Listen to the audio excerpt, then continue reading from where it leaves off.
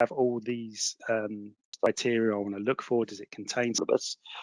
My name is Gareth Jones. I'm the Sales Director for Cipher UK, and I'll be your moderator for today. So first up, I'd like to thank you all for joining us today. I know you're probably inundated with webinars in your inbox to join, so I really appreciate you choosing us and coming to view this webinar today, entitled Protecting Remote Workers' Devices with FireEye EDR. Just quickly, a quick housekeeping slide. I know you've probably seen these on other webinars today. Because we're expecting about 100 or so people on here to give the best possible experience for everyone on this webinar, everyone's going to be placed on mute so everyone can hear the presentation. Any questions you've got, please submit through the chat window. What we'll look to do is we'll answer the questions by email out to all attendees after the webinar has closed.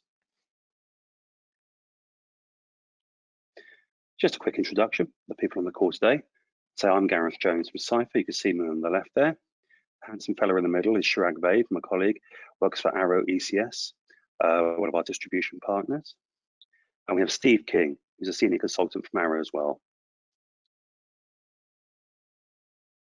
Now, if I just go back. Now, just quickly, before we kick off into the webinar itself, just a couple of questions and a quick poll. It won't take too long, so I'll just fire up the poll now. You should be able to see it on your screen now. But you don't have to answer these questions, but we really appreciate it if you could. The question, what software does your company use to secure its endpoints, is really to give us a view of what the market is at the moment. Are people using EDR products, or are they using version 1 AVs? If you'd like to crack away an answer on there. I'll give it 30 seconds.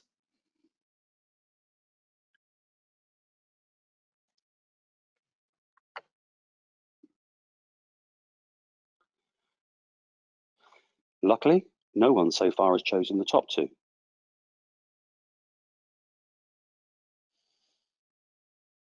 I can see it's an even split between antivirus, endpoint detection and response, and combination of tools, which is encouraging. Okay, these figures seem to have settled now. So what I'll do is I'll close the poll. Okay, quick one, go on to the next slide. That is the last question on here. Just one more, an even easier question. Do you use a managed service security provider to help you with cybersecurity? Like I said, don't feel any pressure to answer the question, but it'd be really handy for us if you did, just for us to get a view on the market. Once again, we'll give it about 30 seconds.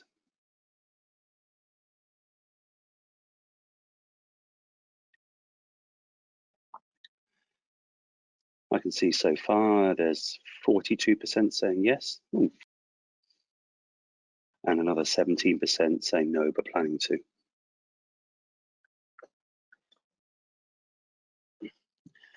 So that's quite an even split between yes and no. Okay, I think that's enough time. I'll close the poll and go up here now. Just a quick one. I'll go through it, very brief agenda on here. I'll firstly give an introduction to Cipher for those of you who haven't heard of us. It won't take too long, only a few slides, really to give you a context of why Cipher is doing this webinar today. Then we're going to the meat and potatoes, as they say, of the webinar today. We'll start off with framing it, giving an overview of the cyber risk landscape, what the problems that people are having, and also what a solution design for those problems would look like. And then we'll go, which is going to be the main bulk of this webinar today. It's going to be a live FireEye endpoint detection and response walkthrough of the software from Steve King. And then we'll have a Q&A session at the end if we have time. But like I said at the introduction, if we don't have time, we're conscious of not keeping you too long on these things. We'll send all the questions and answers out by email after the presentation. Quick one about Cipher. A few show-off points here. We are a global managed security services company.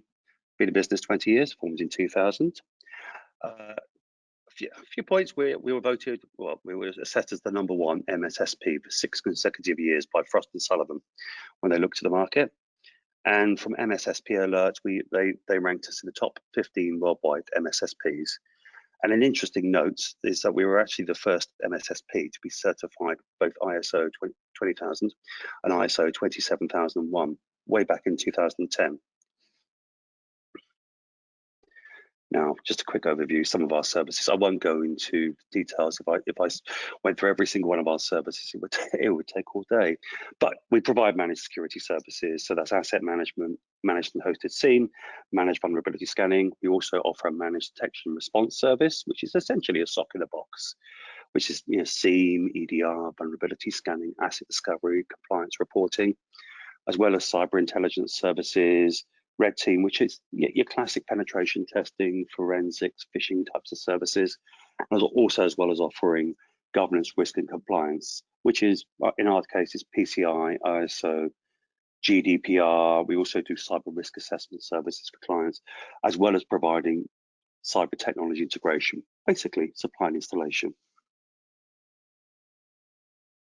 Now, quick last slide about Cipher to set the scene of who we are. Like I mentioned, we're a global cybersecurity service provider. Not going to go through every country. You can see them on the screen here, but North, South America, Europe, and we've got presences in Africa as well. 15 countries we got offices and presence in, and we have 6 security operations centers around the world, SOCs. Now, what I'll do now, I'll hand over to my colleague, Chirag Vaid, who will take the presentation over from here. Chirag, if you want to take over as the organizer. Yeah, thank you very much, Gareth. Thanks everyone for joining as well. Hopefully you can see that screen. If someone wants to just let me know if they can.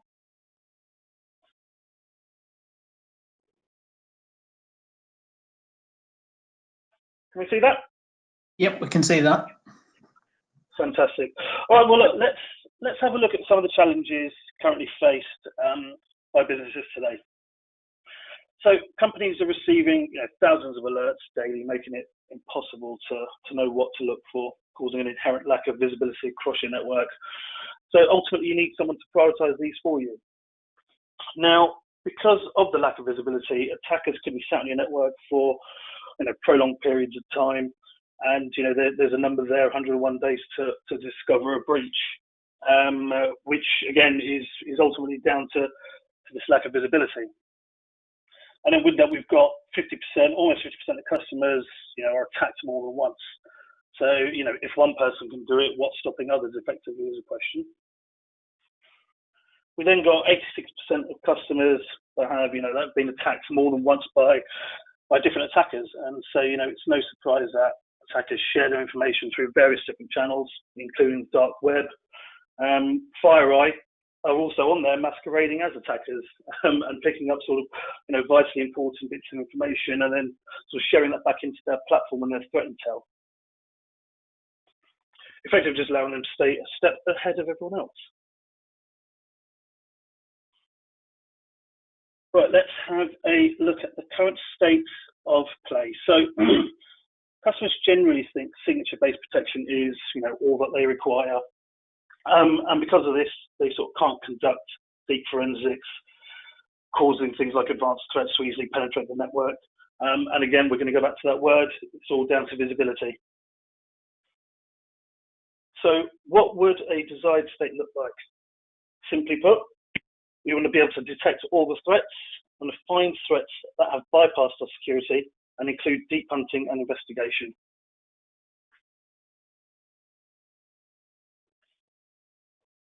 So what negative consequences could your current state present? So you'll have a complete inability to track and detect threats across your endpoints. You're spending far too much time looking into an alert and effectively offering no remediation or little remediation behind it.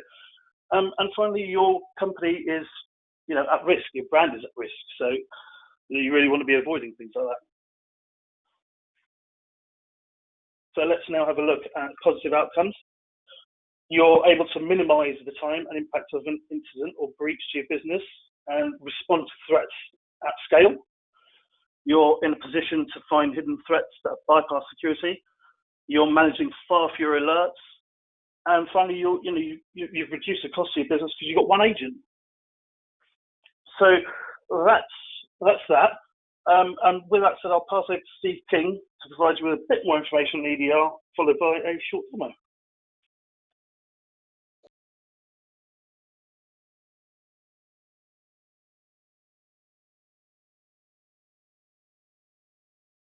Hi. Hopefully, this presentation I'm going to give to you guys is going to be a happy balance, because obviously I'm aware we're going to have some SOC engineers on the call as well as people who don't actually work in a SOC. So before I get into the brief sort of taster demo, I feel it's beneficial to briefly give you some context around endpoint detection response beforehand. So what is EDR? So EDR is a solution that provides different capability to the security stack that the traditional AV vendors do not offer. So basically it picks up where the antivirus technologies leave off. So how does it help you? Well, traditional antivirus solutions provide enterprises with blocking technology or blocking protection technology, which means they can react to new files entering the system, and if deemed malicious, automatically stop them from running. However, despite this, attackers are still able to penetrate endpoints using advanced techniques that allows them to stealthily compromise systems without triggering these defenses.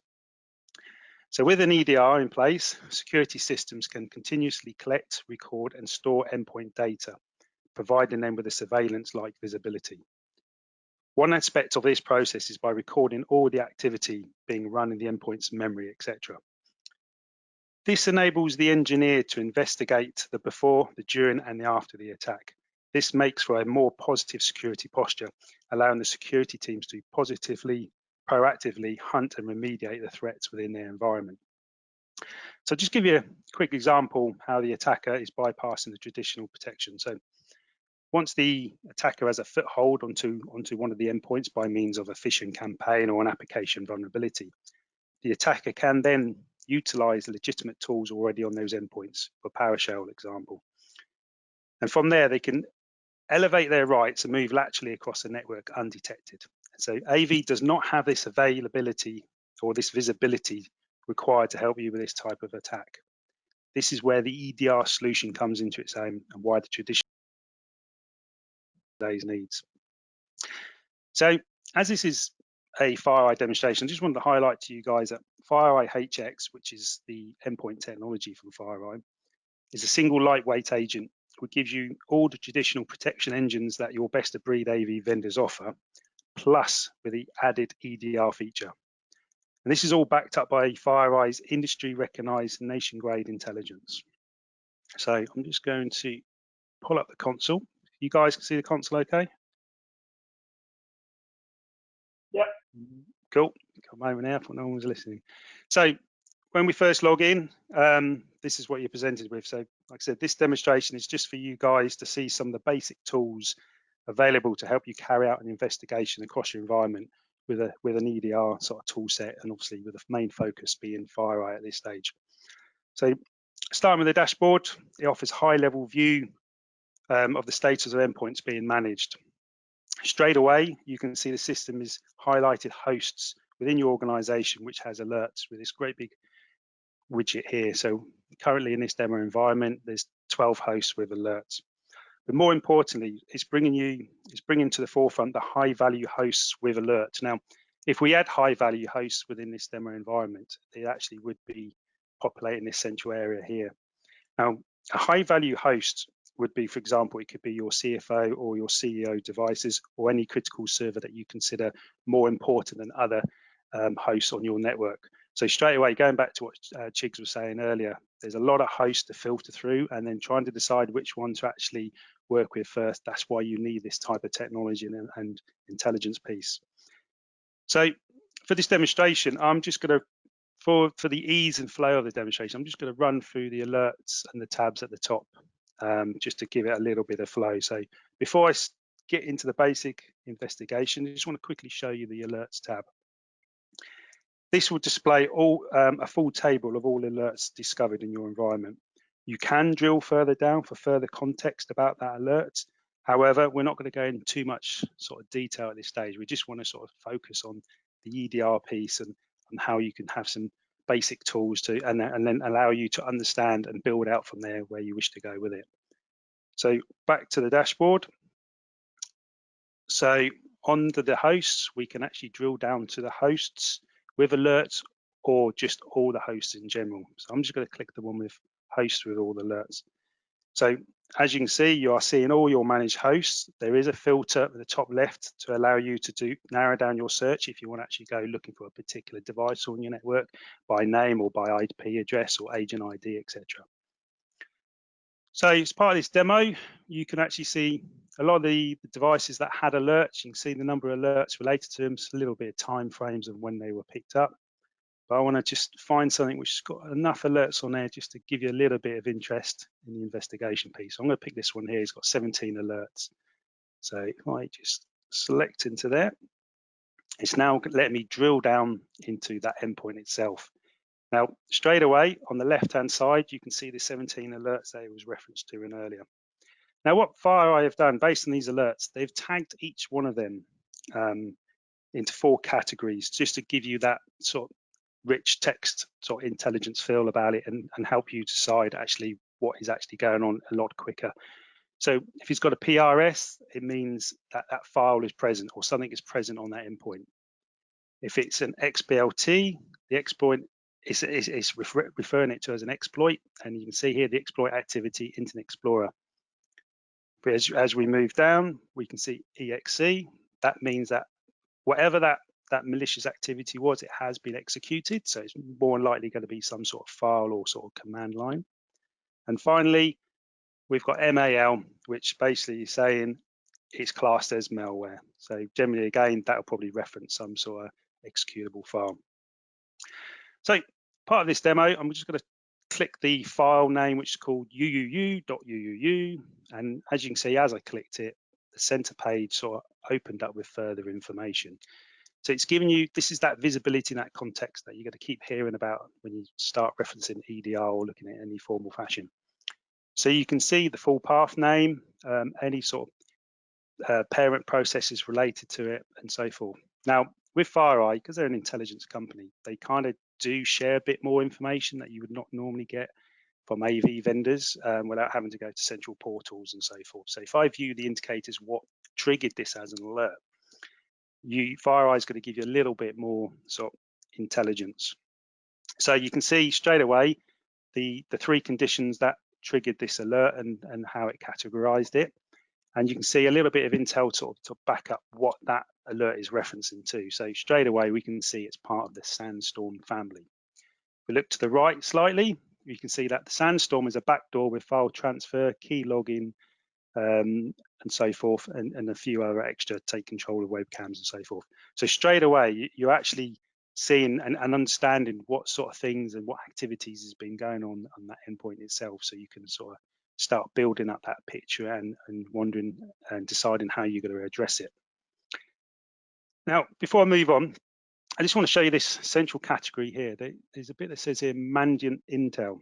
Now, within these indicators or these alert areas, you can create your own custom built ones. Most of the ones within FireEye will come from Mandiant.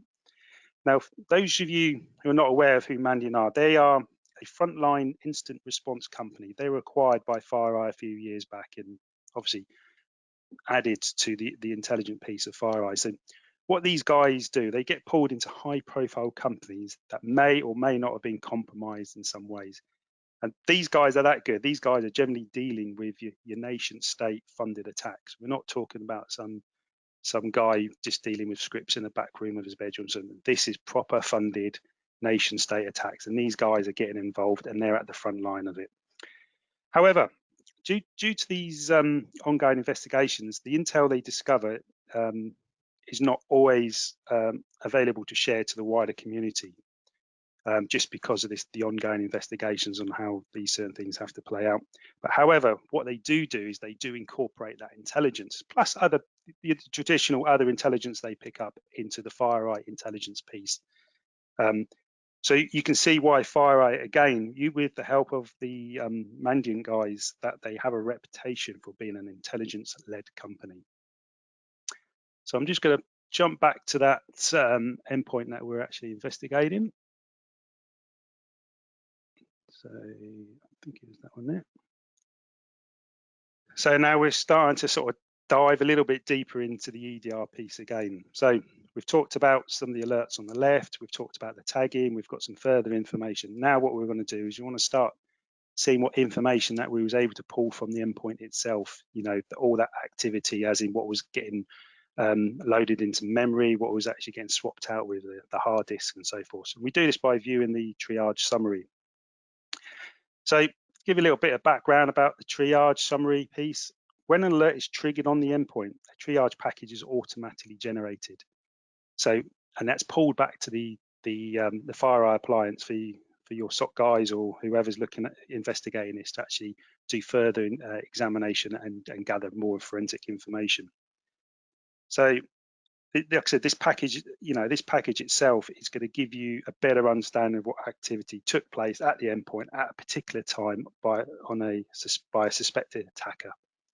So again, on the left-hand side, you can see all the related processes to that attacking process, and you can see that the FireEye have obviously tagged these for relevant information to give you access and information to be able to decide where you want to start with this and so forth. Bringing you back central into the actual console itself, or the triage package, you can see this really fancy color-coded sort of timeline. So it basically shows you a timeline which each monitored component was triggered, and it's providing a high-level view of that recorded activity. You're not necessarily have all these headings on the left here, but because I picked one which was feature-rich with it, I just wanted to sort of highlight how you can see the timelines where it's classed as exploits, what processes are run, any network activity, any registry keys and files that were all related to this type of attack. So if I just choose network, choose one of the blue options. By the way, these are all below, but I'm just drilling down by this way. You can see straight away, looking at the network piece, you can see remote addresses that were accessed, be it externally or remote callouts or internal lateral movement.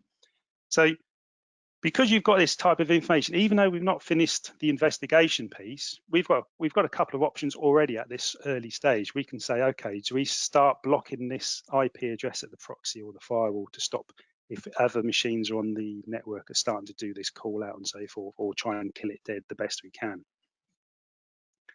So before I move on from the triage package, I just want to highlight this big red button at the top called request containment.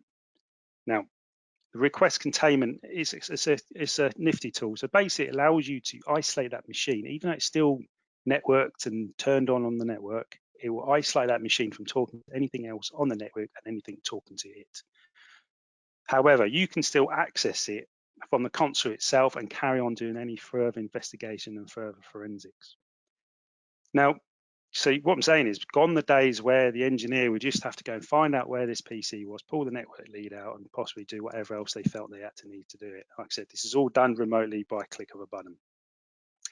So that's giving you, again, the look and feel. So already we've seen what's happened on that endpoint, and we're already sort of seeing what external activity went on and any lateral movement went on, and obviously we're actually playing out basically that attack itself and getting a full understanding of how they got onto network, what they've actually done on the network, and how and are they still on the network. So moving along with the tabs again, we're going to just pop into the acquisitions stage here. The acquisitions is going to have you know, all your detailed information from other triage packages, any files that you've pulled back, and basically any data acquisitions from hosts. So if you want to start looking at them as a view, the summary, and obviously doing comparisons with the current setup you're looking at, or have you've got multiple engineers looking at everything as a whole, there is all the triage packages getting acquired. So it just shows you there, one's kicking off automatically already. So that's the acquisition side. So moving to the right again, we've got the rules. So the rules tab, this is going to show you all the FireEye indicator of compromises, all the IOCs that have been triggered on the network. You can create your own custom rules, But I just want to make you aware that even though it does not look like there's many rules on display here, you're seeing 199, there's a lot more in the background. The only rules you will see here is the ones that have been triggered on your network. And again, you can start seeing some of the categories and how FireEye have categorized some of that intelligence information. So Mandiant, like I said earlier on, is going to be playing a major part under the category side of things. We've got FireEye CMS. So the CMS side of things, it's more for if you've got a lot of FireEye products on your enterprise, especially the enterprise organizations. So there is a network piece. So if the network piece decides it found something on the network moving across the network which was classed as malicious, it will actually, using the CMS, it would actually create some signatures on the fly and actually give that added protection at a lower level or an earlier level on the endpoint itself. And again, all this information, depending on what you've signed up for with FireEye, is shared with FireEye and to the general community itself, who actually use part of their customer base. So to recap, we've now pulled back all that valuable forensic information from the endpoint. We've seen any potential call-outs, lateral movements. We've contained the endpoint if we felt we need to. And like I said, this is all being done by this one console remotely. So this moves us on to the enterprise search. So based on all that information I've just discussed, we can now start saying, okay, is there certain things I want to actually just double check and see that it's not lying dormant or somewhere else on the enterprise as a whole?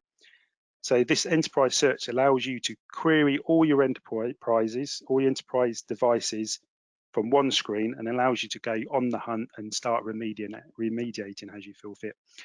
So if we press the plus button here, there is a query field. So this query is classed as tokenized query syntax, so it's very straightforward. So just give you a little feel on a very sort of basic level how we can actually use this tool. It could be as complicated or as simple as you want to make it. So if I put in there file, text, it's already sort of filling the end out for me. If I click that, I can decide what criteria I want to look for. Does it contain something? Is it not equal to? I'm going to put contain, pop in there. And for example, I can say I'm looking for a 7Z file. And then off you go, search, and it will come back and it will actually show you its finding, as you can see below it. I'm not going to actually send that search because it's a bit time consuming on this lab. But just to give you a look and feel of this similar search before, this one here, you can see that it went off and it tried to speak to 15 devices, 5 of which did respond, and out of those 5, 1 of them did match. And from this search field, then you can start drilling down, and again, you're building that picture out further, and then you can decide what you want to do to actually carry on hunting or remediating this issue. And finally, the last tab on the right, we've got the admin tab. So this provides you with options to allow you to modify service settings and policies. Now, it's probably not relevant for this EDR piece anyhow, but I can't show you nothing because I'm locked down to a certain aspect because this is a FireEye environment. So you can only see what I can see.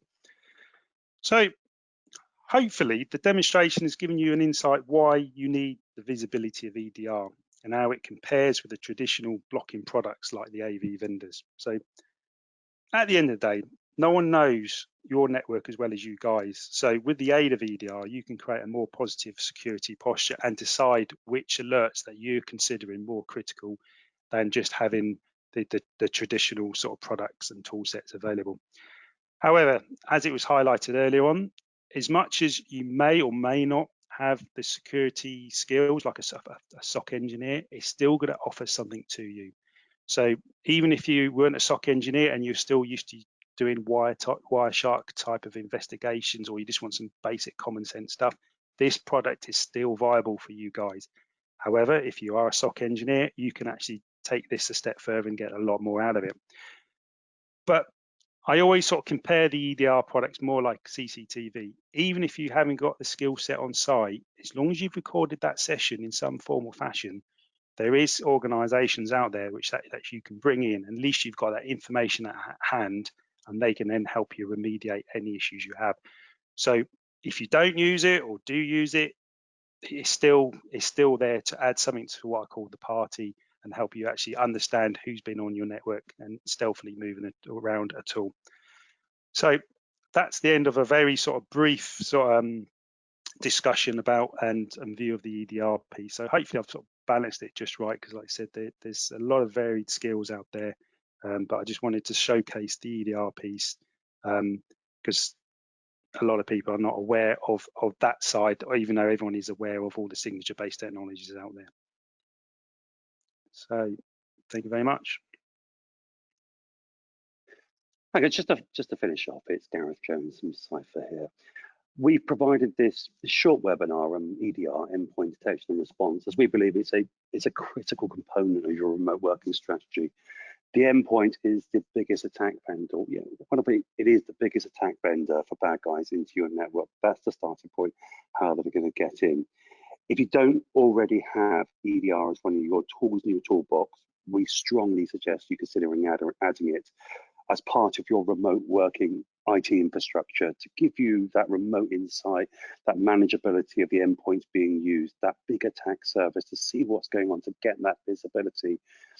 As you've probably seen on the demo, EDR goes well beyond traditional signature-based antivirus. It gives you the ability to perform the forensics, the incident response of the remote working devices. And in this day and age, it's absolutely critical in a distributed remote worker environment. The old days of traditional signature-based antivirus just don't work anymore. I will add on top of this, as you would expect me to say, if you'd like to have a specialist company take care of this for you, I know for many companies, especially smaller to medium-sized companies, one, they don't have the budget. Security guys are expensive. And also they may not have the time to do it. They don't have the recruitment for it. But they really may not even want to take that risk on or spend that kind of investment on it. Come and talk to us. We offer this, as why we put it on the slides at the beginning of Cipher being a managed service company. Come talk to us about this. We do this service. We offer EDR as a service for many, many clients around the world, covering all the time zones. So just come and talk to us about it. On the screen, you can probably see an email, marketing@cipher.com. Even if you're just interested or you've got a few questions, send it to us. We can talk it through to you, no pressure at all. We provide this exact service for companies around the world. And on that note, I'd like to say thank you to the people who joined today. Thank you for taking your time out. We try to keep this short and brief as possible.